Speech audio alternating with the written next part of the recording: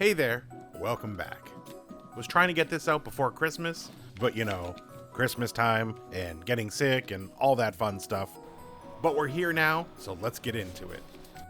I'm sure you've seen these in any of the toy sections at any store.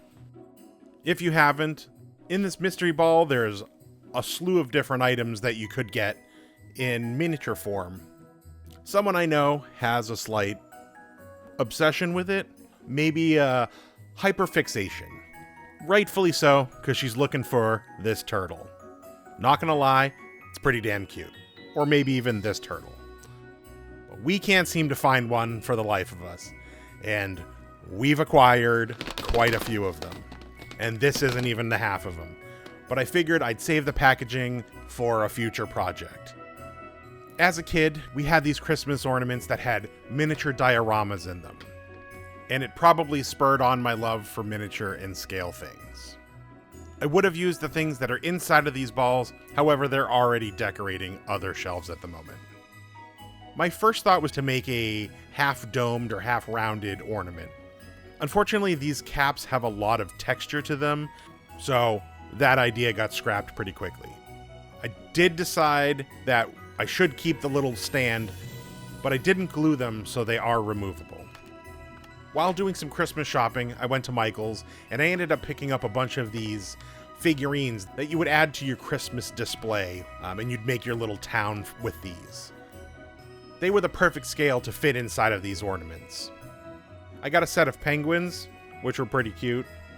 I got a snowman playing with a rabbit, which I thought was the best out of the lot. And then I got something a little more traditional, which is a little girl feeding birds in a bird bath. And then the last one was a tree stump with a bunch of squirrels hiding and feasting on their nuts. I also really like this one. The idea for these had popped into my head when I saw these ornaments from Target. They weren't great, but I saw the potential in them. I was hoping I could steal pieces from them, or at least see how they were constructed to facilitate the best outcome for myself. These were really well glued together, so unfortunately, there wasn't much I could use from this after I did this. But I did end up using the deer. Once I was finished destroying these ornaments, I had to remove the inner pieces of plastic that would hold a shelf, which you would normally use to display these Miniverse figures. Once I was finished, I took all the figures outside, primed them black, and gave them a zenithal highlight. The only one I didn't reprime, but I did repaint, was the snowman. These figures were hand-painted, but you could tell they were hand-painted at speed. So there was definitely a lot of inconsistency and sloppy work done. Some of these molds also weren't the best. If I had my way and the time to do so, I would have put in way more effort to cleaning these figures up and painting them. Remember, this was supposed to be a quick project.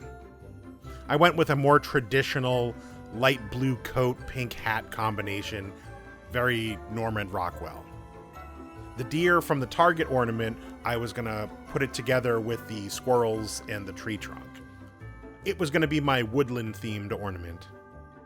I painted him a nice brown color and gave him a light dry brushing, nothing too crazy.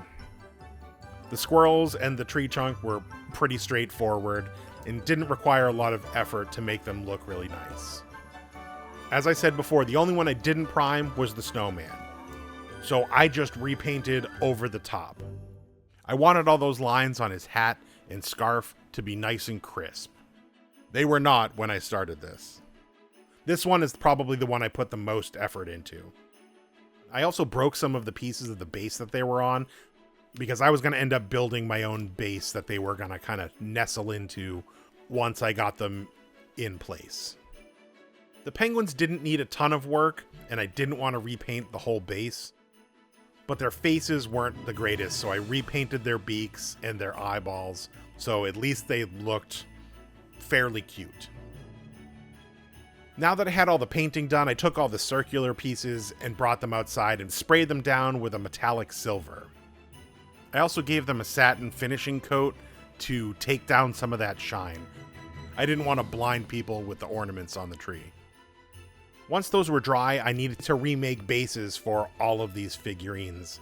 However, I didn't want to ruin the silver paint job.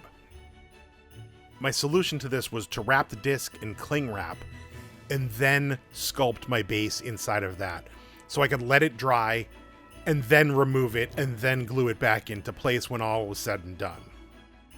Were these steps unnecessary? Potentially. However, I think it worked out better this way. I used pieces of foam to raise up the figurines to get them to the height that I needed them. Then got out and mixed up a bunch of Sculptamold to make my snowy base. For the snowman and the rabbit, I also stole one of the lamppost decorations on the back of my desk. It was cute and it actually fit quite nicely in this little Christmas scene. I built up the Sculptamold and locked those figurines into place and moved on to the next one. A few of these didn't need a whole lot of work. However, the penguins needed the most work. I ended up using some foam inside to offset them so it almost looked like one was on a higher iceberg than the other. Just before I set those to dry, I sprinkled them down with fake snow in hopes that the snow would lock into place as the Sculptamold dried. While those were drying, I had to figure out how I'm going to be able to hang these on a tree. Thankfully, I had got a lot of new ornaments this year. Some of the old generic silver balls that I had were looking kind of rough and were getting tossed anyway this year, so I was able to salvage the toppers on them and use them in the new ornaments. Once the figurines were dry, I was able to remove them so I could work on putting these toppers on the ornaments. I used my drill to make an adequate size hole to feed these very stiff wires into. It actually was more challenging than I thought it would be. I trimmed back the wires as much as I possibly could from the inside, and then I filled the hole with hot glue to lock everything in place so it wouldn't slide out. For being toppers for cheap ornaments, those wires are really strong, and were able to hold these ornaments up, no problem. Now that I had all the toppers in place, I could figure out how to glue the figurines inside. My first thought was hot glue. However, when these dried, they shrank a bit.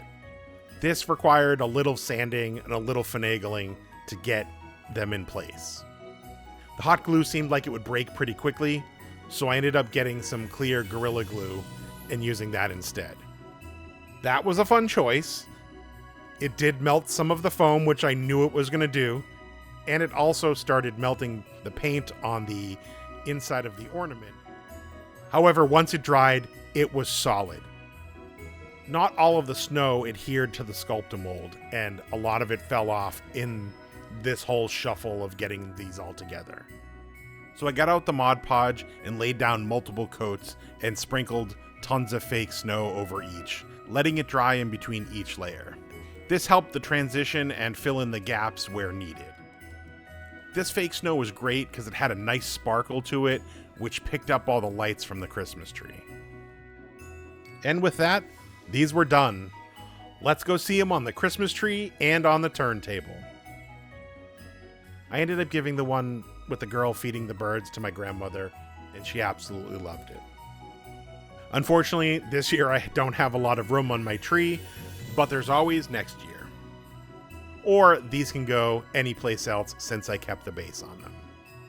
This was a fun project to do during the Christmas season, and who knows, maybe next year I'll have another stack of these Miniverse balls and I'll make some new ones.